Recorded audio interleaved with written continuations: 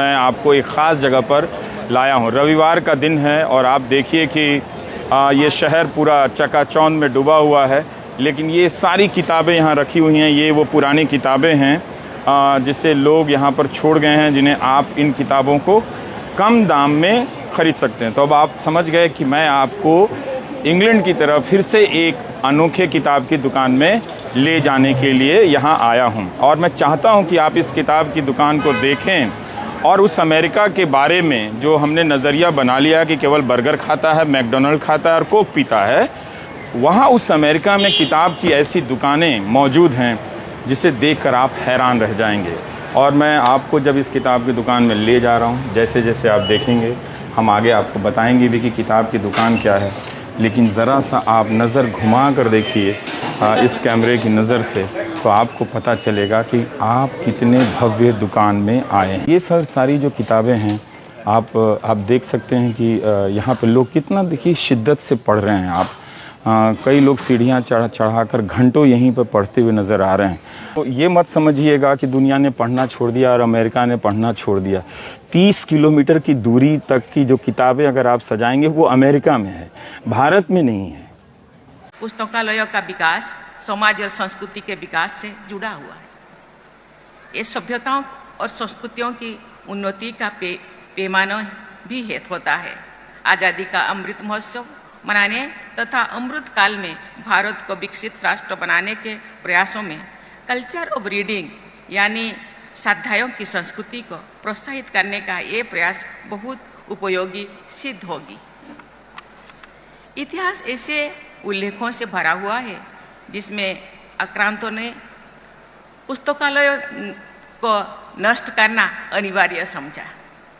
युद्धों में पराजित क्षेत्रों के लोगों को मनोबल और अधिक गिरने के लिए पुस्तकालयों का विध्वंस विश्व के कई स्थानों पर किया गया है। इससे ये स्पष्ट होता है कि पुस्तकालयों को किसी देश या समाज की सामूहिक चेतना और प्रतिभा का प्रतीक माना जाता रहा है।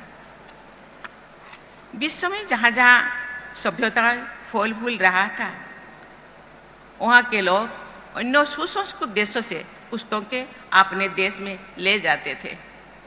इस तरह पुस्तकालय विकसित सभ्यताओं के बीच सेतु का काम करते थे।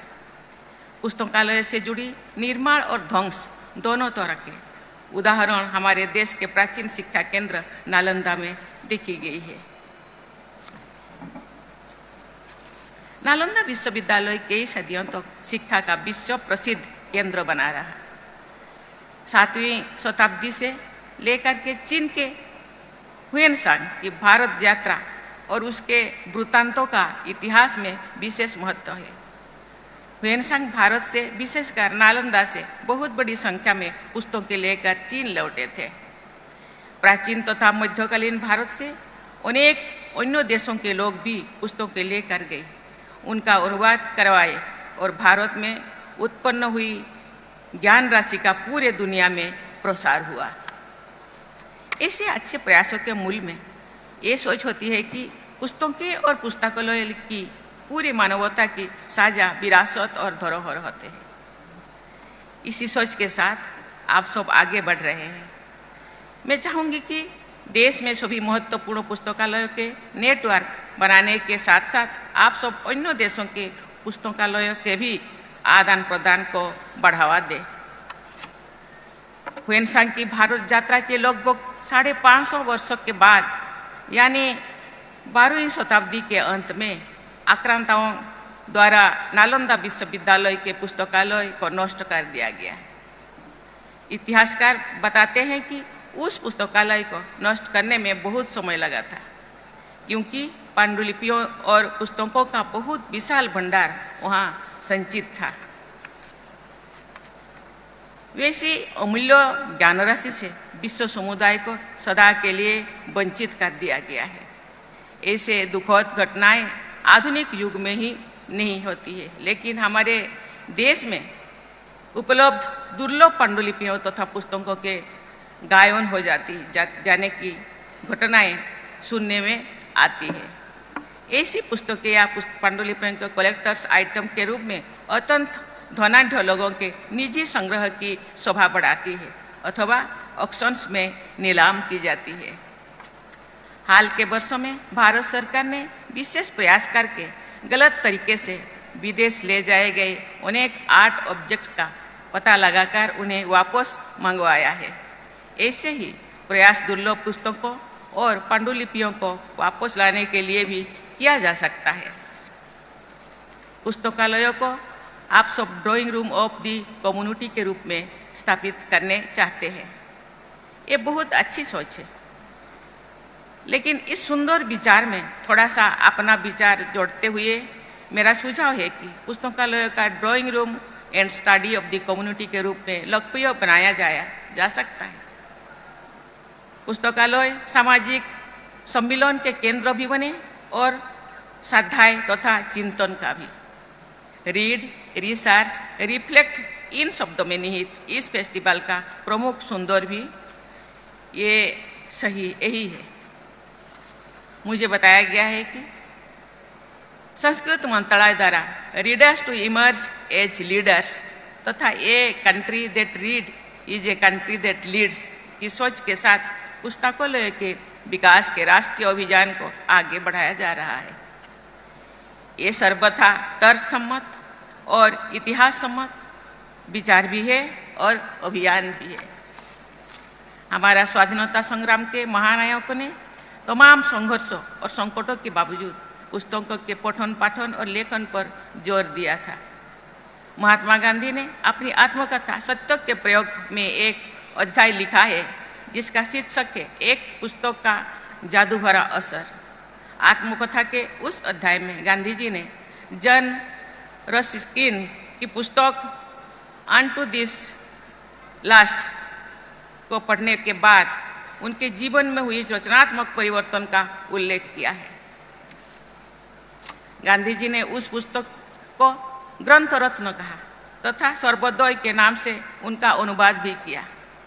इस प्रकार रस्किन की एक छोटी सी पुस्तक ने महात्मा गांधी की जीवन धारा को बदल दिया। इस बदलाव का दक्षिण अफ्रीका तथा भारत के इतिहास पर ही नहीं बल्कि विश्व इतिहास पर गहरा प्रभाव पड़ा। एक छोटी सी पुस्तक में विश्व इतिहास की धारा को बदलने की क्षमता होती है। पुस्तकों में जमीन की खुशबू होती है और आसमान का विस्तार भी होता है।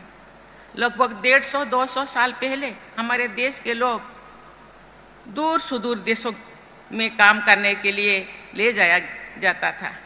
वे गिरमिटिया मजदूर कहलाते थे।